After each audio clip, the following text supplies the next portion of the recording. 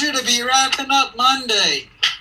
And for the last bit here, we're going to talk a bit about how we could use NTI 2.0 as a way to help kids appreciate their home life and appreciate the people they live with and help build the relationships at home that they have, and help them see their home as a fund of knowledge, as a place where that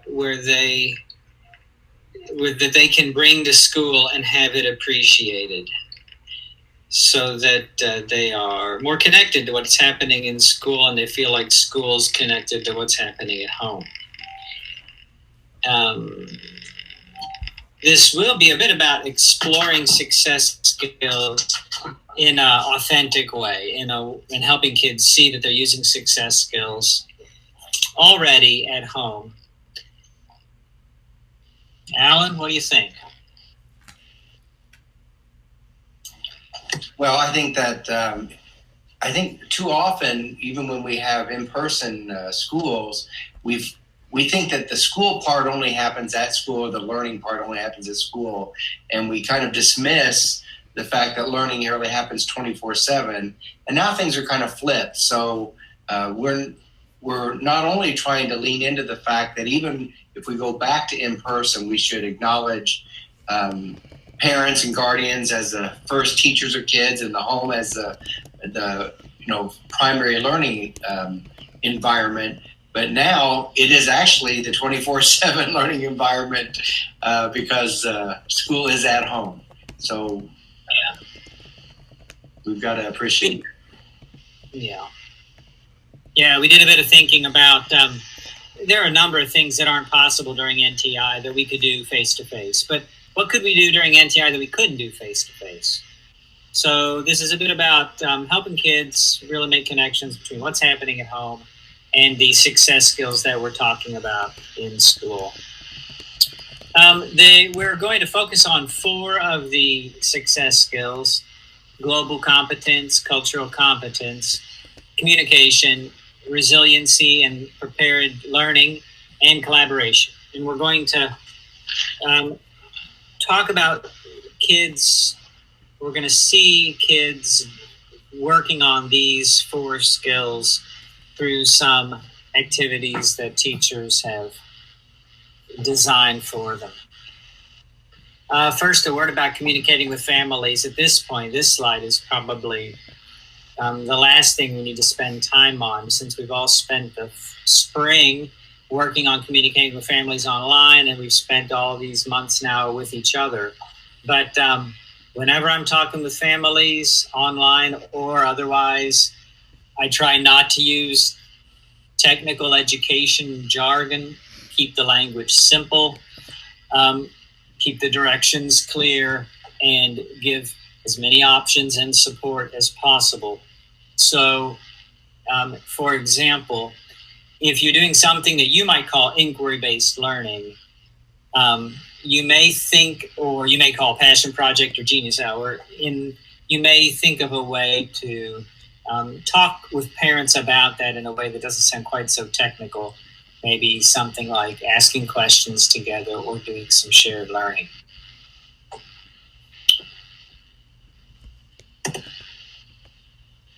So, out of the 4, we'll start here with tutoring. In order to help students see their communication skills being used during NTI in a real authentic way, we might have them experience tutoring: a sibling, a co-classmate, someone else, maybe teaching a parent. And this might include buddy reading, math tutoring, or helping their parents with technology, helping siblings with technology. And we remember in classrooms, in schools, we would always have buddy classes and peer-to-peer tutoring. We knew how important it was. We shouldn't forget it now that we are in NTI. Once students are done with such an experience, we might help them reflect and share about what they learned with the questions you see there on the screen. Yeah, I think that in some respects that there's obviously we did some of this in the spring, but now as we're going into having likely for most students new teachers, new classmates, different class arrangements and so forth, that this becomes an opportunity to get out the I'll help you with this muscle with regard to what kinds of things they can do. And same with parents. On the one hand, I think, Justin, you said something about, we've been communicating with parents, but, our teachers have not been communicating often probably with the new parents that they're going to have. So this is an opportunity to realize that they can play an important part in their child's learning. Has always been true, but it's ever more present now, and how siblings can certainly help be that same support for others. And then as we've now become better at connecting with our fellow classmates electronically and technologically, likely from last year and over the summer, being ready to be able to be helpful as we go into the school year to others in your class is certainly a great opportunity to show success skills. Yes, the biggest challenge I imagine for elementary school teachers, and maybe through middle and high, will be helping kids connect with one another and helping and trying to build the kind of community you would have that could encourage real intellectual risk-taking, real asking of questions, real collaboration. It'll be difficult. We've not met our kids this year.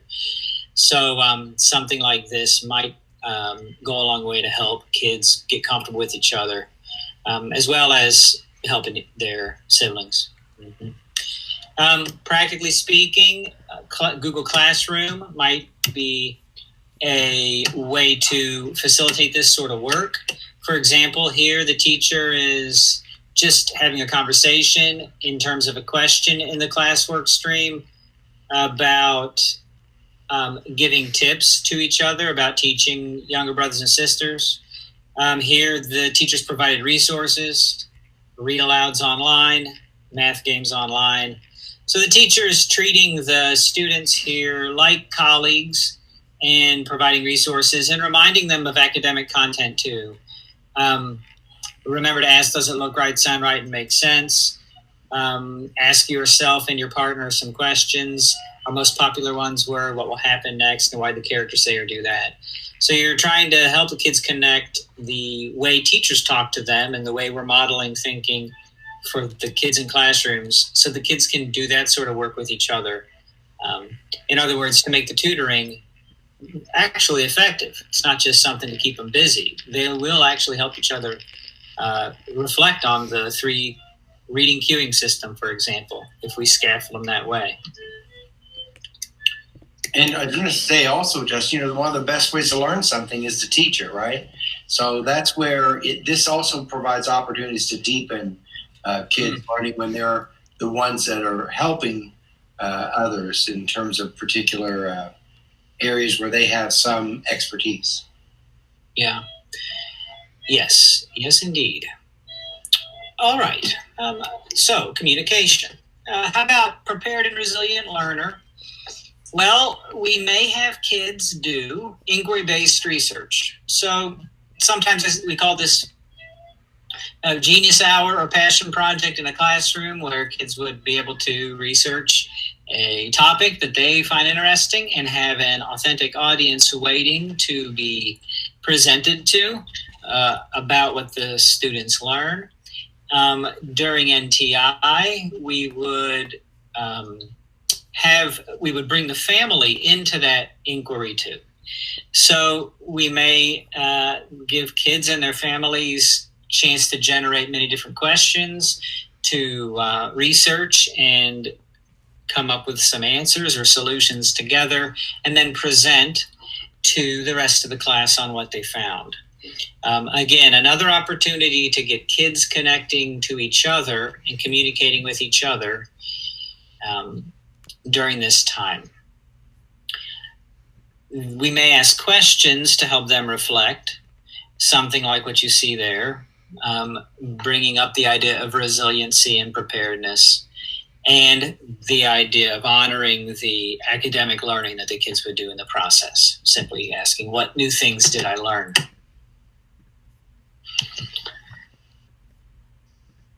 Again, we can look at Google Classroom for an example of a teacher making this happen. In this case, the teacher has a assignment, shared learning. They start with a Jamboard to allow kids asynchronously to post questions. You can see a number of different questions here.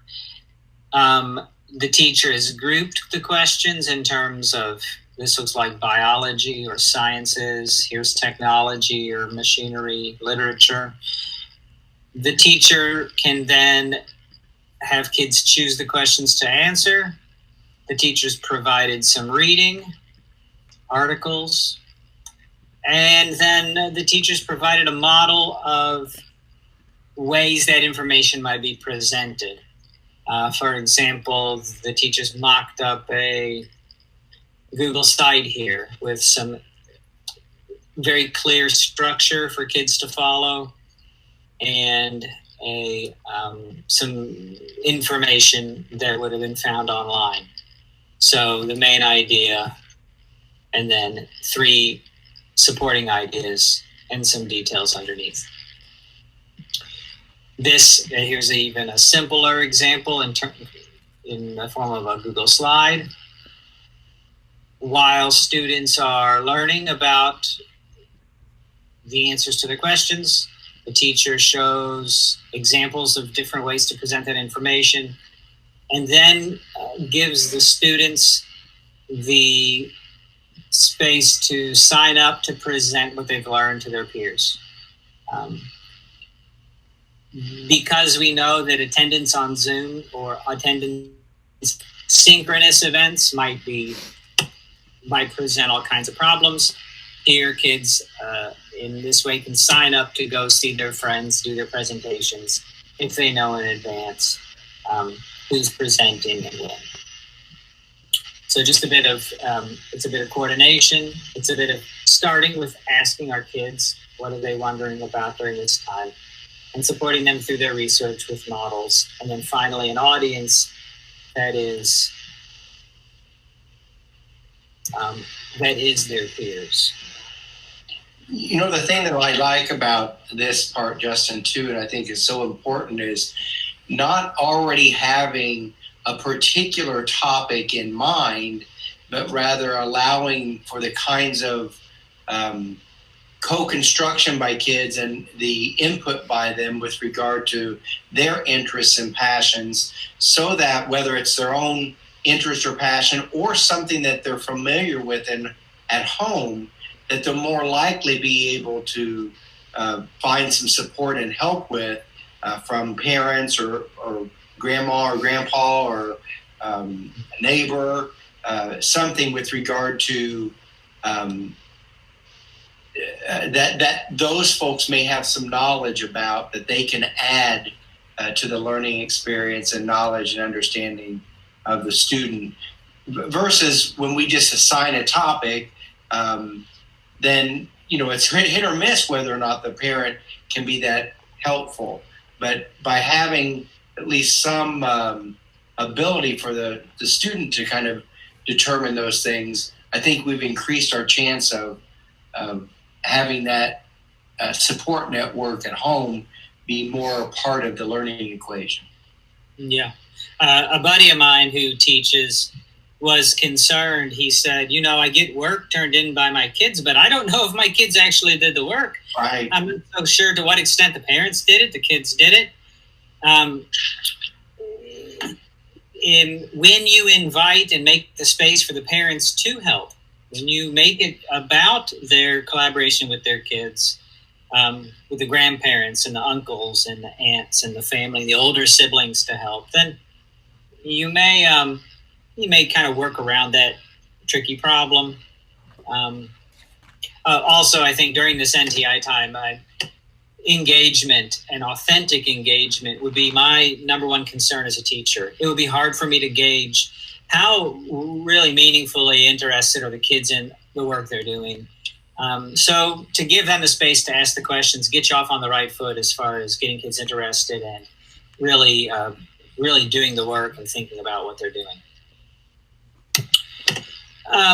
For collaboration, we may have kids do and reflect on some simple routine helping around. It's hard to know how to stress and what kind of schedules our families keep. And so as a parent, I know I would like to have the flexibility to be able to say to my kids, hey, can you help me out with this thing? And for the kids to be able to say, yes, and we can take a picture of it and we can reflect on it and journal about it. And that's part of our schoolwork. I would appreciate that as a parent. And that really is a collaborative exercise at home. So any daily routine work. And the real meat here, of course, is the reflection on it. If kids do this kind of work every day and don't think about the aspects of collaboration that are involved, then we will miss an opportunity to help them really get an authentic understanding of what collaboration is. But if we can help them through these kinds of questions and just making the space so that it's, quote, official work, then we can help kids develop a more realistic and authentic sense of what is collaboration.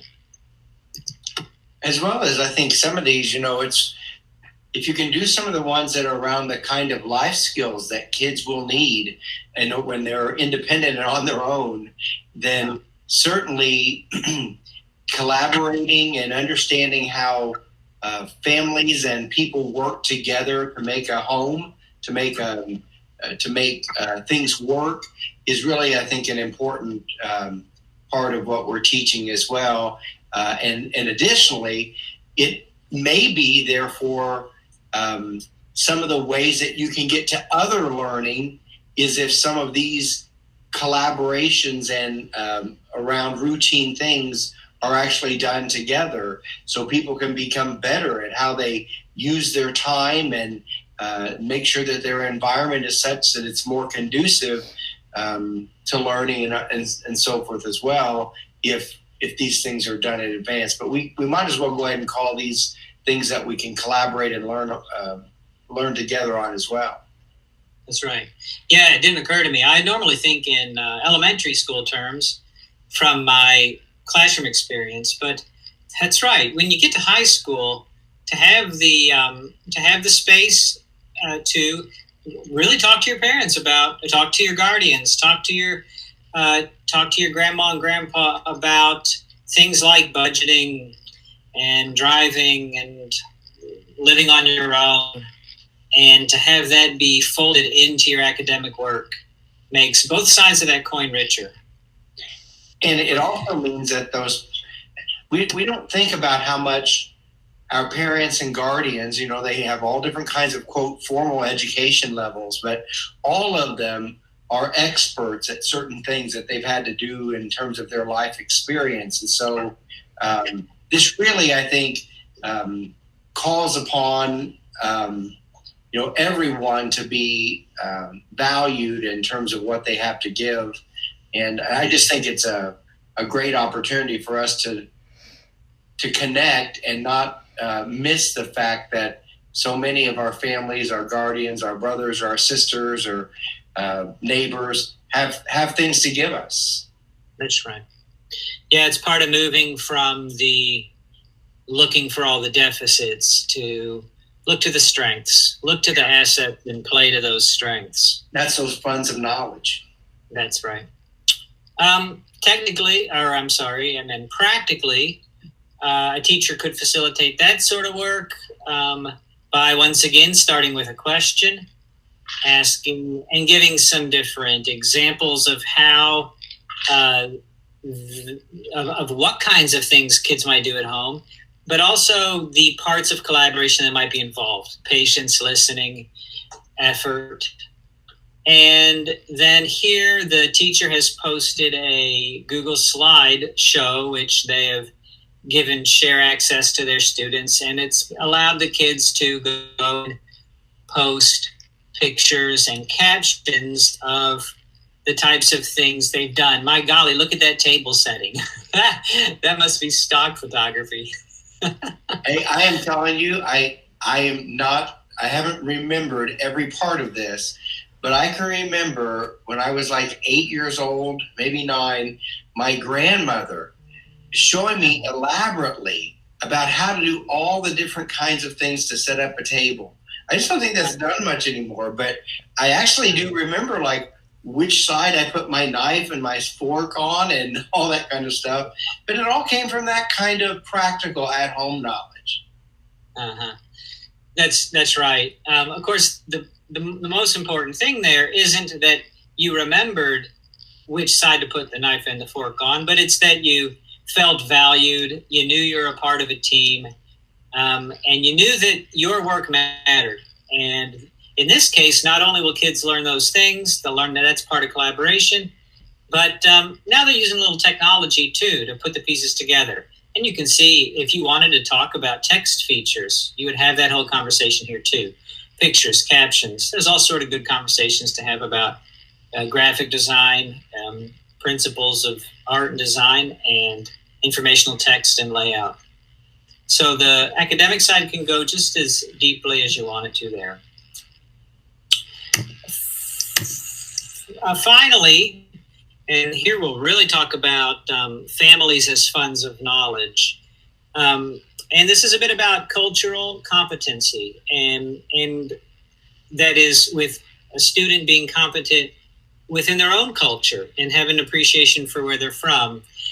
This would be an apprenticeship sort of assignment. There are many skills that parents could teach, and these might not be skills, but also family traditions or knowledge or the history of a family or stories.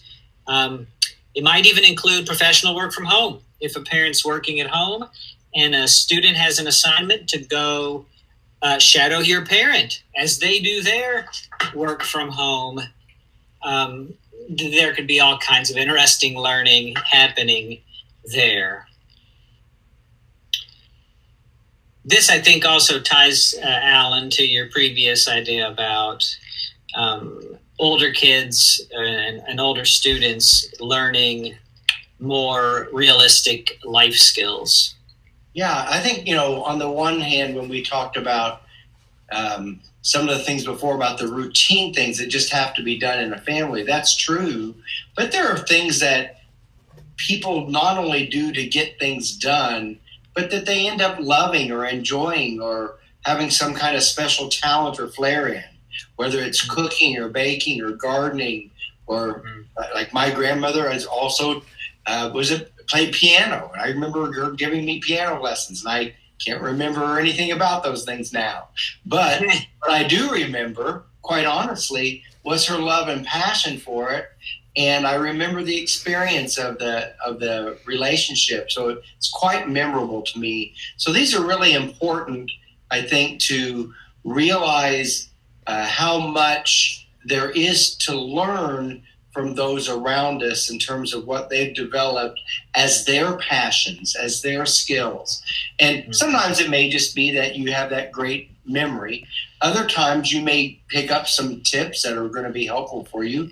And sometimes you might end up sparking a passion or a talent that you have, so that if you cook a lot around the home, maybe you want to be a chef, or you want to go into gardening, or those kinds of things. So they can certainly have even professional implications, but that's not necessarily why to do it, but it is just to recognize the expertise that can be found in the people that you are really close with, but you don't think about them as being part of school or that part of learning.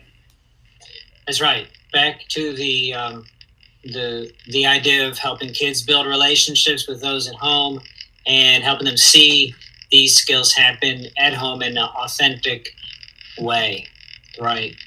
In this case, in order to support the kids through this kind of learning, the teacher posts materials, um, and this is a shared drawing now, so kids are editing one single drawing. So again, some technology practice and shared docs, and what else is there? Oh, and then making a connection to real careers. So giving the kids a website they can go look at and see what real apprenticeship looks like in the professional world, help them draw that kind of connection.